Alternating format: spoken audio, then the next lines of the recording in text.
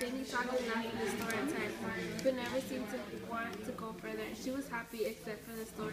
She knew by her head that she was absolute owner, but it always seemed to her that she was still cracking for Joe. And that soon he would come in and find something wrong that she had done. And it like sort of shows that like at times she's happy, but when she's at the store, it's when like it all comes to her, and like that's when she starts missing him. It's because the store was like their place. It was like kind of their second home because they were always there.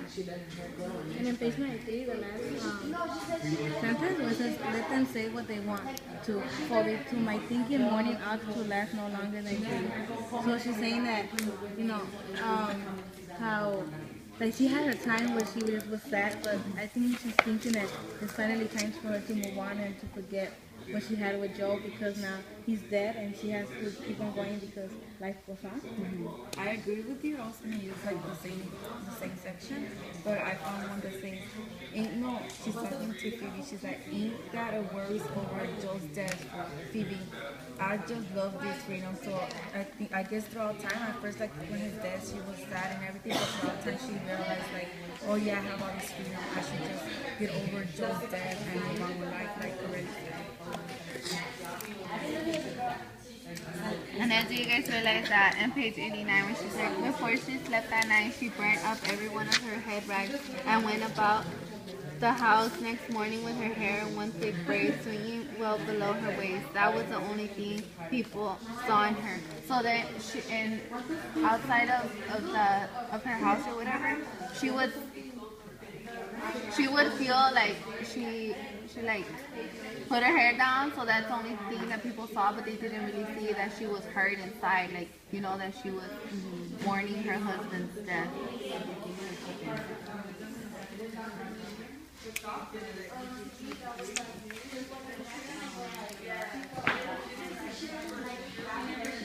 Do you guys have anything else to say about number 5? Do we want to?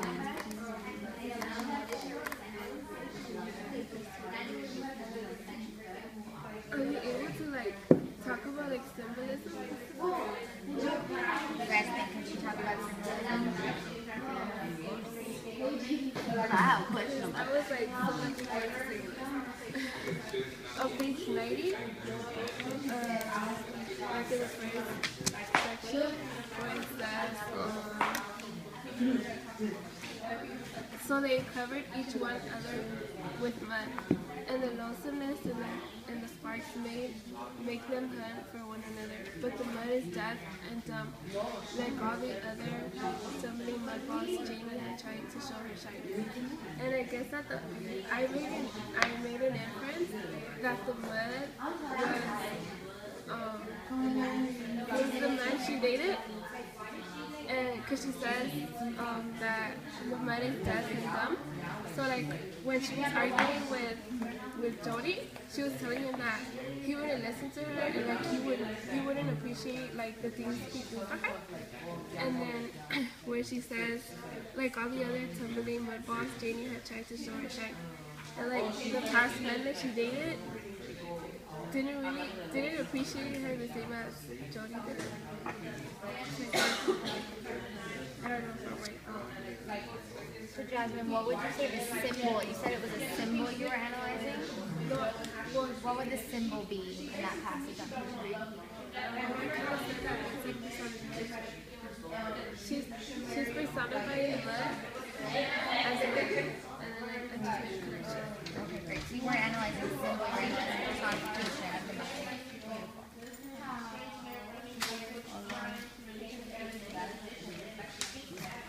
I have a question on page 89 where it says,